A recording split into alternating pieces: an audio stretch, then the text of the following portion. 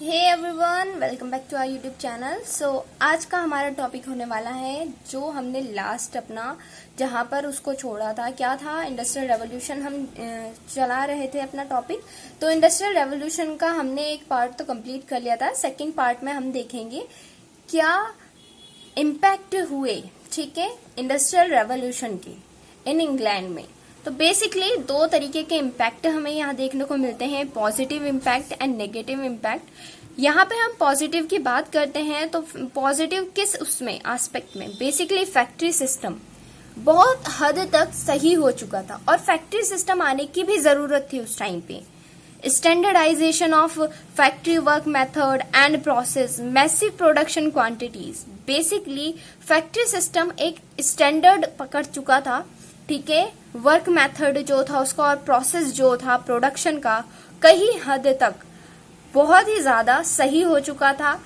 लोग जो हैं एक्सप्लॉइड होते थे लेकिन कम उस पे, जैसे कि लॉन्ग वर्किंग आवर्स थे वो कम हो चुके थे, ठीक है। लोग जो हैं अपना टाइम पे सारी चीजें, खान पान उनका सब कुछ एक लेवल पे आ चुका था।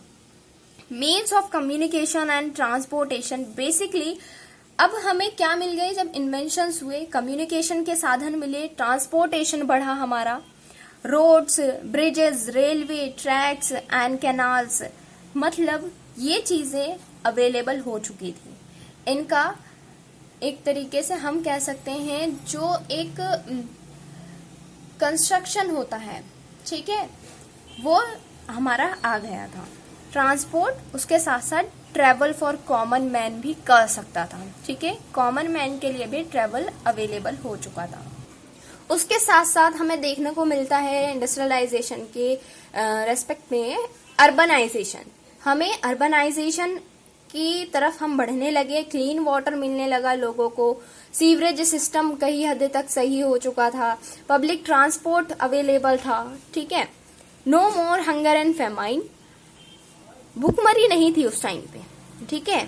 जब इंडस्ट्रियलाइजेशन शुरू हुआ धीरे धीरे चीजें सही होने लगी तो सरप्लस फूड अवेलेबल था, कुड बी ट्रांसपोर्टेड इजीली। जब फूड का प्रोडक्शन हम सरप्लस लेवल पे कर रहे थे, फैक्ट्रीज के थ्रू, इंडस्ट्रीज के थ्रू हम और भी चीजें बनाने लगे थे, ठीक है, तो उसका ट्रांसपोर्टेशन दूसरी जगह पे इजीली हो रहा था। So these are the positive impacts of the industrial revolution. अब हम देखते हैं नेगेटिव इम्पैक्ट क्या था। बेसिकली कैपिटलिज्म था। हर चीज का क्या होता है, एक बैड साइड होती है, एक उसकी गुड साइड होती है। तो गुड साइड तो इसकी कई हद तक ये होनी चाहिए थी जो हमने पढ़ी, जैसे कि रोड पढ़ा, कम्युनिकेशन पढ़ा, फैक्ट्री सिस्टम पढ़ा। बट नेगेटिव इम्पैक्ट में मैंने कहा ना, एक उसकी बुरी साइड भी होती है, तो उसमें कैपिटलिज्म सबसे ऊपर आता है। कैपिटलिज्म कैसे? Philosophy of profit maximisation, resources of production owned and controlled by few. अब क्या हुआ, लोगों में ये धारणा आ चुकी थी कि वो प्रॉफिट गेन करने के लिए लगे पड़े थे, ठीक है, प्रॉफिट ही उनके लिए सब कुछ था अब। और जो भी प्रोडक्शन का रिसोर्सेज होते थे, ठीक है, जैसे कि कोल ले लो आप, ठीक है, किसी भी इंडस्ट्री को चलाने के लिए उस टाइम पे कोल इंपॉर्टेंट था, ठीक है, तो वो ओन एंड कंट्रोल किया जाता था सिर्फ कुछ ही लोगों के द्वारा।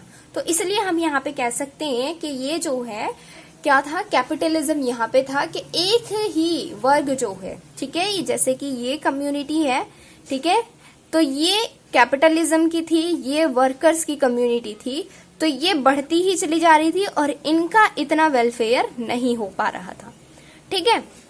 एक्सप्लॉयटेशन ऑफ वर्कर्स, वर्कर्स का एक्सप्लॉयटेशन अब कैसे होने लगा कि जो फैक्ट्रीज थी, जो इंडस्ट्रीज थी, अब वो लॉन्ग वर्किंग आवर्स उन्होंने और ज्यादा कर दिए। पहले तो हैंड प्रोडक्शन से लोग परेशान थे, अब उन्होंने ये कर दिया कि आप ज्यादा टाइम तक भी काम करोगे और कोई भी प्रोटेक्टिव गियर नहीं था, लेबर के लिए कुछ भी ऐसा सिस्टम नहीं था, हाइजेनिक सिस्टम नहीं था, अनहाइजेनिक चीजें थी, ठीक है। तो ये चीज हमें यहाँ देखने को मिलती है। देखिएगा वही चीज, hazardous and unhygienic working and living conditions often led to epidemics like cholera।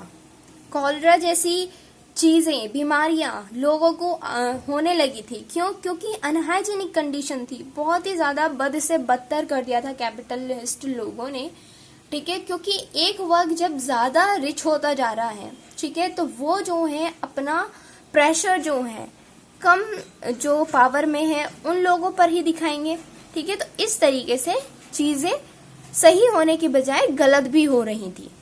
Traditional weavers and workers were wiped out by machines. जो ट्रेडिशंस मतलब जो हमारे आप कह सकते हैं ट्रेडिशन चलता आ रहा है जैसे, ठीक है, तो उसके जो वर्कर्स थे, लाइक हमारे यहाँ पे इंडिया में साड़ीज हैं, ठीक है, उनका एक ट्रेडिशनल हम एस्पेक्ट में अगर हम उसको फॉर एग्जांपल देखें तो आज भी लोग हाथों से कढ़ाई करते हैं, ठीक है। तो उन वेवर्स को वाइप आउट कर दिया गया, किसके द्वारा? मशीन्स के द्वारा। जब मशीन्स आ गई तो मशीन्स ने उनकी जगह ले ली। Child labour flourished because it was cheaper to employ children and also women. Child labour बहुत ज्यादा बढ़ चुका था, उसके साथ साथ विमेन को भी क्या करने लगे थे लोग? कामों में लेने लगे थे, और जो कि बहुत गलत था क्योंकि कम पैसों में चाइल्ड लेबर लग जाती थी। More demand for colonial expansion. Colonial expansion के लिए डिमांड ज्यादा होने लगी। Deindustrialisation of colonies like India. India जैसी देशों में, ठीक है, इंडिया जैसी कॉलोनीज में, क्योंकि उस टाइम पे इंडिया एक कॉलोनी थी, ठीक है, ब्रिटिशर्स की, तो डी इंडस्ट्रियलाइजेशन होने लगा। पॉपुलेशन इंक्रीज हुई। Growth of slums and low wages. इसके साथ साथ क्या होता है, लोगों को कम वेजेस मिलने लगी जब पॉपुलेशन इंक्रीज हुई। यूरोप्स पॉपुलेशन उस टाइम पे 140 मिलियन थी 1750 में, और 1940 में ये 463 मिलियन आ चुकी थी। पॉल्यूशन का रेट जो था वो बढ़ रहा था हेल्थ एंड एनवायरनमेंट कंसर्न को लेकर, ठीक है। Dominions of European nations over world affairs in 18th and 19th century. यहाँ पे मैंने इंडस्ट्रियल रेवोल्यूशन की को 3 फेज में डिवाइड करा है। फर्स्ट फेज जो थी 1760 to 1850 तक रही, जो कि क्या था, यहाँ पे the mechanisation of textile industry हो चुका था, mining and metallurgical, steam engine and its application in transport में हो चुका था, ठीक है, 1850s तक। सेकेंड फेज जो है हमारी लेट 19th सेंचुरी में थी।